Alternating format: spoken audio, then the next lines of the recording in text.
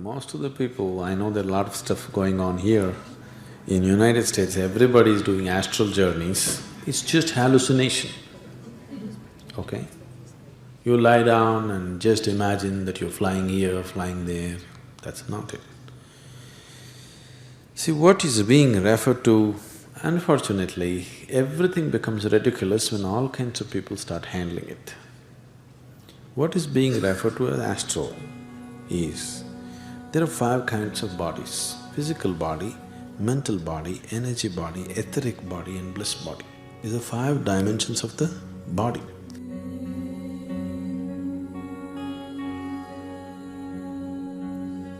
The physical body is that which you can obviously see is an accumulation of the food that we have eaten.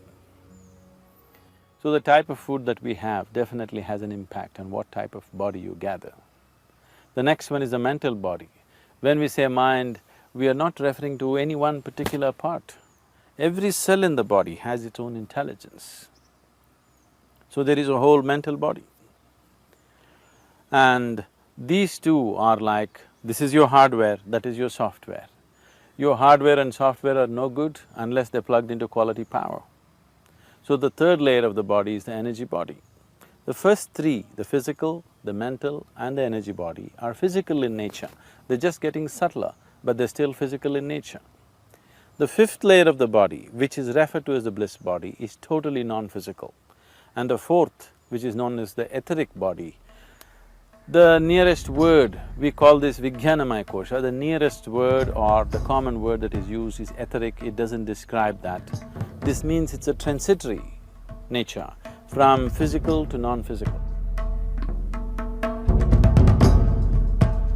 What is being referred to as astral body is leaving the physical body, mental body, energy body and the bliss body intact and just allowing the etheric body to float around. That means you can conduct your activity here because your physical body, mental body, energy body is intact. But just allowing the etheric body to go, that's a certain kind of mastery. You can't just psych yourself into it. It needs enormous sadhana for a person to do that. Now, leaving the body, when we say, we are just allowing the pranic body to move out, which is much simpler. It is a much simpler thing to do and it is more concrete thing. Compared to etheric body, pranic body is physical. It's more physical kind of presence. It's energy, but it's a physical energy. Etheric is a transitory energy. It is neither physical nor beyond, it is a transition. Bliss body is totally beyond the physical. So, getting the pranic body out and putting it back is easy and it's a much stronger experience because a physical part of you goes out and gets back. Etheric body needs much more sadhana because that is not even in your experience, it is not something that you can touch unless you're in a certain level of sadhana and intensity within yourself. But every street corner they are doing astral travel these days. That's just hallucination.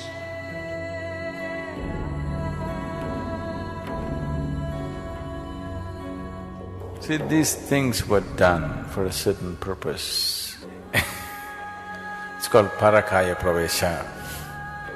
There have been schools which have been fundamentally focused towards this in India.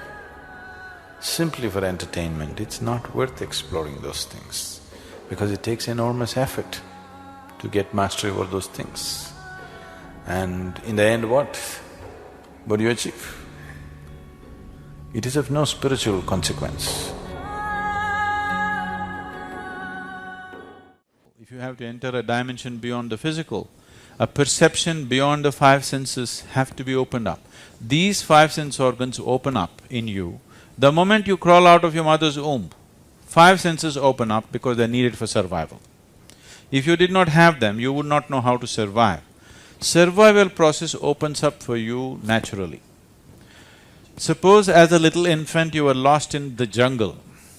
If something edible came in front of you, would you take it and shove it into your ears? Or into your nostrils? You would definitely know where to put it, isn't it? Nobody taught you. Nobody need to instruct you, this is the way to eat, but it'll go right here, isn't it so? So things that are necessary for your survival, it does not need any training, it does not need any striving from your end. It's inbuilt. But would you know how to read, how to write, how to do so many things that you're naturally doing today? No, because all these things need striving. You know the damn A, do you remember the damn A? Those 3 lines? When you are 3.5 years of age, they try to make you write it, the damn A. How complicated it looked. Yes or no? Even now, there's an adult who never was taught how to read and write. In some village, you try to teach him the damn A. How he struggles even today as a grown-up adult. Because anything beyond survival will not enter your life unless you strive for it. But what is needed for survival opens up without any striving. So, if a dimension beyond the physical has to enter your living experience, a little striving is needed. But because it's in a completely different direction, all your sense organs are outward bound. Please see this. You can see what's around you. You can't roll your eyeballs inward and scan yourself. You can hear that. So much activity in this body. Can you hear that? No? Even if an ant crawls upon this hand, you can feel it. So much blood flowing. Can you feel it? In the very nature of things, sense organs are outward bound. But everything that you experience happens within you. Right now, a simple question. Do all of you see me at least? Am I visible to… because sometimes I'm invisible, you know. Today am I visible? Today am I visible? Please use your hands and show me where am I? Oh, you got it totally wrong. You know, I'm a mystic.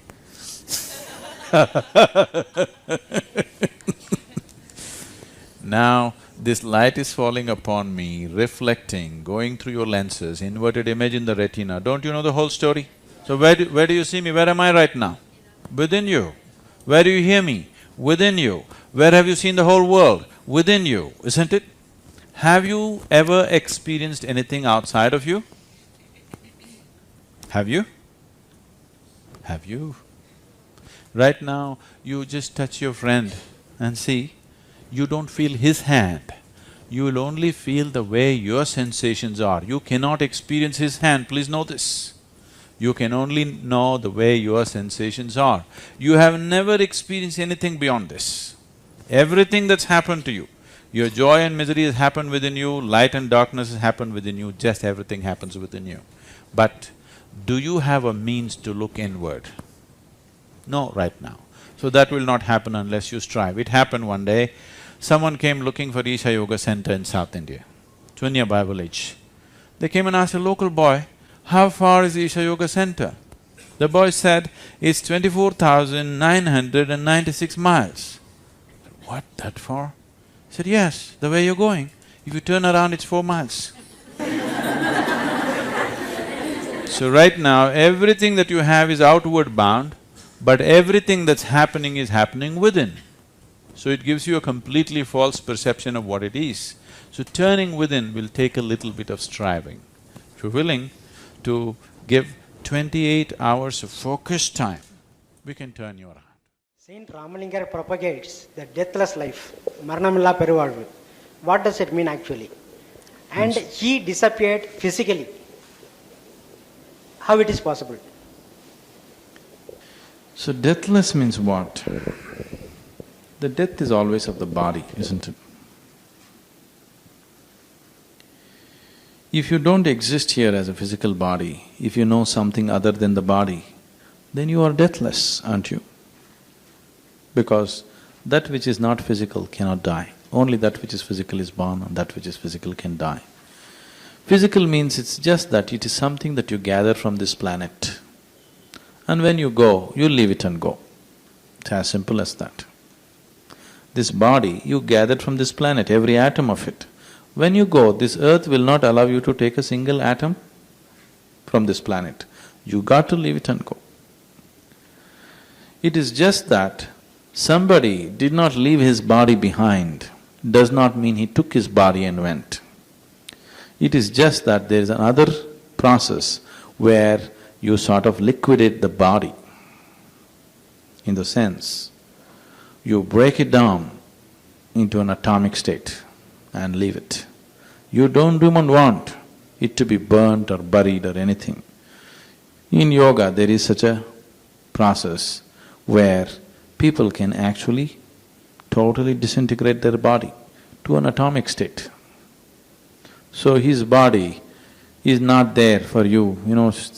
Janaki was just now saying who should burn, daughter or son. Those problems will be completely solved if you live like that. It is possible. We don't know whether it happened there or not, but it's definitely possible.